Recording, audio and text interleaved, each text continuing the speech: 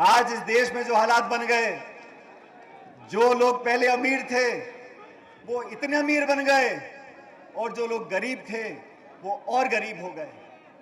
जब मनमोहन सिंह जी की सरकार दिल्ली में थी साथियों, 10 साल के कार्यकाल में 14 करोड़ लोगों को गरीबी रेखा से ऊपर उठाया था।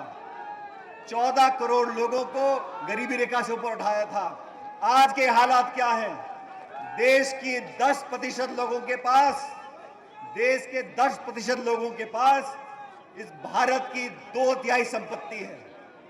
66% संपत्ति इस पूरे भारतवर्ष की 10% लोगों के हाथों में चली गई।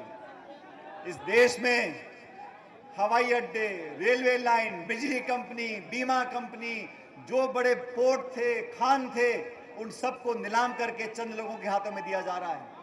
और सबसे ज्यादा चोट किसको लगती है? हमारे किसान कौम को लगती है।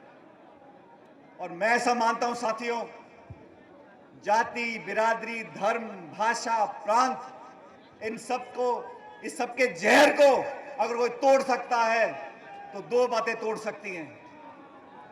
पहली जवानी और दूसरी किसानी। ये देश में, राजस्थान में 70% जनता 35-40 साल से कम है और जवान की कोई जाति नहीं होती। उसको भविष्य की चिंता है, उसमें देशभक्ति के भाव हैं, वो सबको साथ लेकर चलना चाहता है। और किसान जो धरती माँ का पेट फाड़ कर अनाज पैदा करता है, पूरे देश का पेट पालता है, उसी को जाति नहीं है।